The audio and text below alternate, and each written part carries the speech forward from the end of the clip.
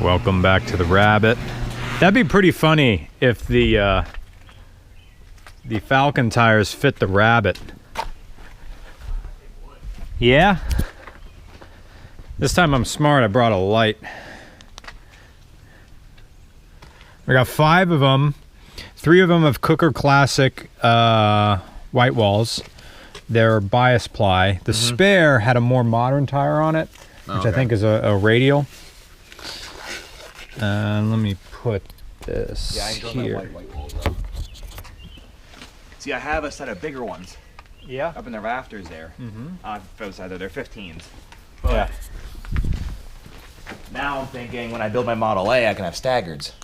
Oh yeah? So I run these on the fronts, and then there's ones up there like taller. I don't know what size they are, like an L60 15 or something. Yeah. And I got my white walls. So tell me about your Model A plan. When I say we're talking Ford Model A? Yeah, I have one. Where? It's in the barn. Oh. Did I not see that last time? It's not together. Oh. Well, we got the light now, so Yeah. now we can see. Yeah, I'll show you it.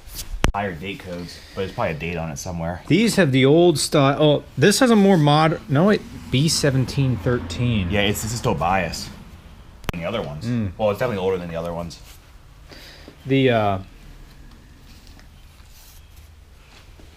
Roadrunner 78, whatever that means. That's the profile. The Cooker tires also have the old style measurements to them. Yep, yeah, all the bias plies are measured like that. I don't know what it means. 6.5 to 13. So it's a 13-inch wheel. Yeah, the right? bias plies make no sense in how they're measured. What size are those?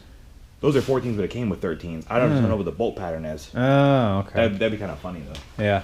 Oh, these things are much taller than what's on those. Yeah, so were the ones that came off, though. Oh, okay. Those are actually a little shorter. Did Jordan lower the car, or is this how it was? No, that's how they said. So this is going to be a Model A. This is a 28 Model A chassis. Right. With motor in it, with transmission in it. Here's another motor. So sorry that we're out here at night. So it's the frame. It's a flathead Ford. Yep. Is that how they cast it? Are there 1, 2 cylinders and then a space, You and then? can see it right here. This is the same motor.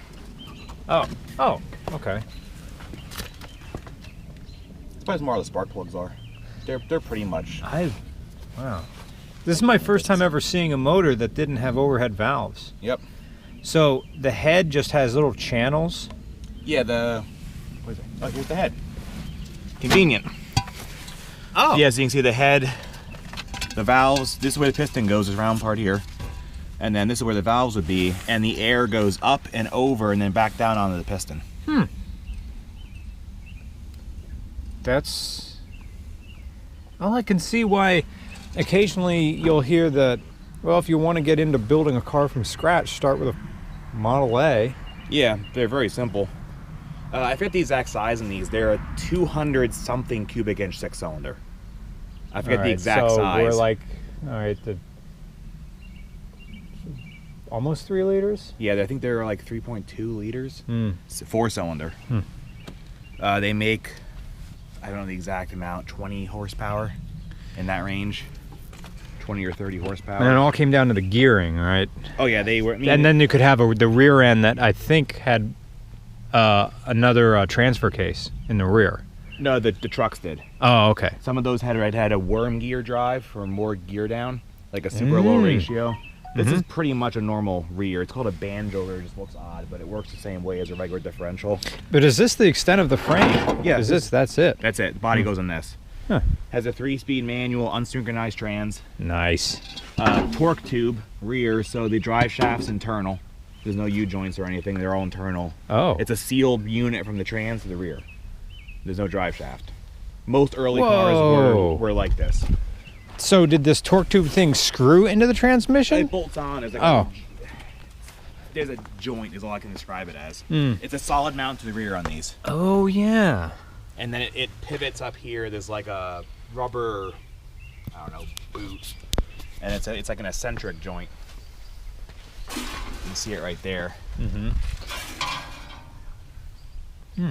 Most early cars were like this, though. I know I'm going and because occasionally I saw like you would see the one Model A or Model T at a car show, but not get to see it stripped down to its most basic of basic forms. Yeah, I bought this at a farm auction. I was going through and it was sitting there. I was like, cool, I'm bidding on that.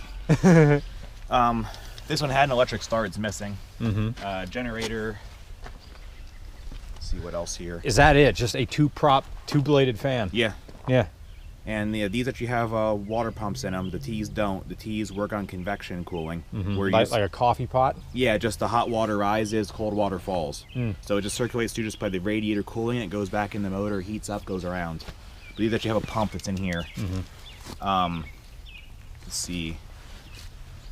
So there's crap on top of it. But it had an updraft carburetor. Goes right here. Oh, okay. And draws up into the intake. Exhaust manifolds there. Which would put all right, the intake is right. All right. They had cable brakes. Like we're gonna be really confused by. Hydraulic brakes didn't always exist. Like a Honda Nighthawk 250 cable brakes on that motorcycle. Here's where it goes. One each wheel goes to. Oh, this had front brakes. Did the Yep. Model Ts not have front brakes? No, they didn't. I don't think they did. But yeah, there was a cable. Somehow, all the cables joined together, went up to the brake pedal. I don't know the exact year they got rid of this. Oh wow, it still moves. I'm shocked. Late 30s. I know around 1940s when they went to what they call the juice brakes, the hydraulic brakes. Juice brakes. Yeah, I know guys know the exact years for all this. I don't know the exact, to the point year. Here's what's up to one of the cables, one of the rods right here. Oh, nice. Goes right to there and then pulls it. It's all frozen though. I'm getting visions of Tom Joad and Grapes of Wrath.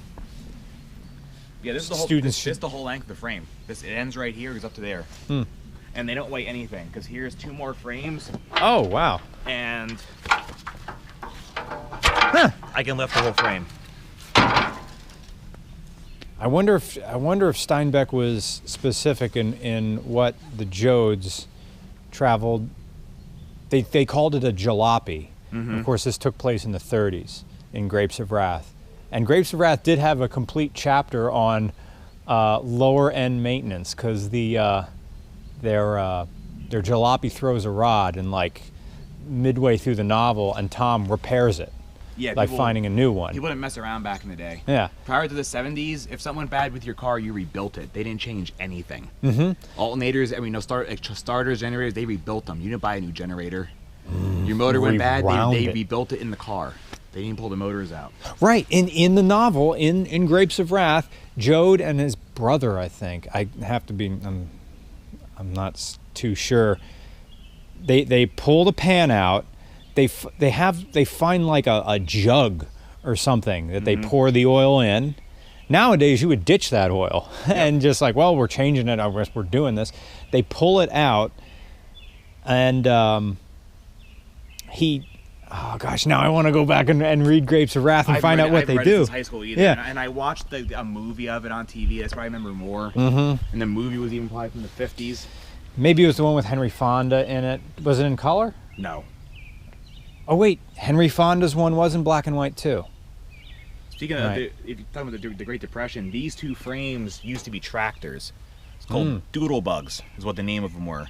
People would take Model Ts and Model As during the Depression and turn them into tractors. Nice. And they were shortened. I mean, there's probably like a foot missing off this frame. Okay. They would weld the rear right to them or some other kind of setup, and then take everything but the front end off, put some kind of tractor tires in the back. One of these, the guy I bought it from actually pulled it apart. It had the stock differential turned up, straight up in the air. Sorry to be shining the light on you. I'm just another differential welded to that differential going forward, so it had twice the gear down. And then the seat was welded to the top of the second differential. Wait, what? The seat? Yeah, literally the seat you sat on. You sat on top two shadily, I'm sure, stick welded 1930s differentials. And hope they don't blow apart and kill you. And that was how he pulled. I think it was the bottom frame. Came out of a river in Ohio. And it was still set up like that. But yeah, they were doodle bug tractors. And that's not related. That's no. This is a World War II Onan military U.S. military generator. Oh. This is just the crap I have. Huh. Well, Here, I'll have put it the one in the case. barn. Yep. It's weird on your videos. You haven't even like scratched the surface of like the junk I have. Other people are looking around like, oh my god, look at it all. Yeah, here is a model 1.5 Model A's, I guess you could say. Mm-hmm. Now, even back then, Ford liked their half years. Yeah. Yeah, it's 28 and 29 were like 1 year, then they restyled 30. The people say the true Model A's were only the 28 and 29s. The only people refer to 30 and 31s as them. People get kind of weird and say they weren't Model A's, but yeah, they were. Here's some of the mechanical brakes, the cable brakes. The lever is up front or out there. When you turn this, it turns this little thing in here and pushes it apart. That works like the Honda CM 250 I had. Same deal. Yeah, other than that, it kind A of little looks bit like, more complicated, but yeah. Other than that, it looks like a regular drum brake for the most part. Another cowl. The gas tanks are these things right here. You sat right under the, or right behind the gas tank, and the gas would, yeah. Here's the fuel filter. Okay. So it just dripped right down into here, gravity fed into the motor. Oh, wait, but it had to go forward. Yeah, right? well, the carburetor was roughly like right here. Oh. But yeah, just gravity feed down. There's my good cab. I know it doesn't look like much, but picture this thing's 100 years old, and it's not that rusty. Nice. It's rusty, but I have to give it some credit. It's 100 years old. And then it's taken apart. They completely break down. They're all back here. Like there's the doors. Here's another rear cross member, grill. Another dashboard. This is the bed. I like how the gauges are in the middle of the dash right there, which always struck me that the old cars had a 4-spoke wheel that instinctively you think, well, how are you going to see your gauges through that wheel? Oh, you're not. And the gauge, there wasn't a speedometer or anything. You had like maybe a battery gauge. I'm trying to think of what else. There was no temperature gauge. It was that thing on the hood. If it had a motor meter, yeah, that's what that thing would have been in place of the radiator cap. That was like a fancy option. Cars didn't come with that. But yeah, I don't even know what gauges it would have been. No tack. No. Probably something we don't even use anymore. I'll be honest with you. Oil pressure? No. No, they have oil pumps. Right. They're splash oil. God, I have to look. I'm not even sure. But down here, this is a hydraulic brake setup. Mm-hmm. This is a 1940 Ford front axle we use. It's a drop axle. What they do is 40. So they did make. Well, I guess it would have been a commercial vehicle then during the war. Oh wait, no, that's 42. That's up to 42. Yeah. Yeah. And this is Ford kind of used the same style front suspension as a Model A. It's not it's not the same, but it's the same style where it has a monoleaf sideways in the front. And then these trailing arms coming back. Like the back end of a Corvette. Yes. These are originally joined together in the middle. Yeah. When people hot rod them and lower them, they split them. It's called splitting the wishbones. Okay. And then these go up to the frames on each side. That rear end looks a lot like my Falcon. It's out of a Falcon. Oh yeah, that's a Falcon rear. That's an 8-inch Falcon rear. Ooh, fancy. So that would have been out of a Falcon Sprint. Yeah, it's out of a Falcon or Ranchero, something along those lines. Early 60s. The Falcon Sprints, well, they had the 260s and later the 289s. Yeah, it might be mid 60s, but it's this rear is the right width for a Model A when you do an open drive line conversion. Oh, okay. But yeah, with these axles, this is originally, this curve here is more straight out. It has a little bit of a curve to it. The way you lower these cars, the traditional way, is they heat them up with a torch. And they rebend and put more drop in the axle. And this is a 4-inch drop axle. There's actually a jig they put in with like a press, and they heat it up and keep everything straight, and then they press it and it stretches it. So you get the same amount on both sides. Yeah. I apologize to people who made it this far into the video that Justin doesn't have any lights in his garage, so we're doing everything by flashlights. Yep. So it has a little bit of Blair Witch going on here. That's the mysteriousness. Oh, thank you. Oh, and then there's a motion sensing light over there. So thank you for watching all this. Thank you, Justin, for helping us out with those U-joints, which when we needed U-joints for our rear end, because we don't know what was up with that. That 3 and... 3 1/4 is the number you gave me. Yeah, 3, 3 1/8 is what the old Mustangs had in the late 60s and early 70s. And according to Bruce, the Ford never changed the size of their 8/8s. Mm-hmm. Our rear end is from a 98 Explorer, but it's thicker. It's 3 and 3 1/4. Or it's 3 1/4, which is, it may have been an Eddie Bauer, but I don't know if that changed anything. It shouldn't have been. No. I don't know. I've never played with the disc ones. The ones we used have been drum ones. But I don't remember what size they were. I think we just grabbed, and honestly, I think we might have used 3.5-inch ones and just squished them a put bit. them on anyway. Yeah. A little sloppy, like, yeah, whatever. Yeah. Unless the guy who built that one found some sort of larger tubes. Who knows? No, they should have shortened the tube. That's the thing. Like, even though it's all Ford stuff to Ford stuff, I made this joke with Neil Roberts. Well, Ford stuff isn't always compatible with Ford stuff. Yes. So weird. Yeah, that's how Ford motors don't hold together like the other Ford motors and transmissions and such. Mm-hmm. And I guess that's how you get the GM and Ford. I ought to do an entire video on just trying to explain the whole GM Ford stuff. Why you're supposed to like GM. And well, Ford was, at the time, in the 60s, was 1/3 the size of GM. It was a much smaller company. Yeah, GM really took off in the 50s. Mm-hmm. I see, I have more Model A doodads here, but I don't know where they got from. Yeah. I had a distributor. It's really strange. What's that radio? That's an early. It doesn't say early. It's a 50s, just radio from a car. The Motorola setups. The entire unit is one thing. Yeah, when you got the option, this is what went in the dashboard. The car came with it or it didn't. If this was a dealer option, there's like, boop, there it is. Yeah. They put the whole thing in. My wall of spare parts. I scrapped most of this too. I saw this much stuff left. Slightly scary.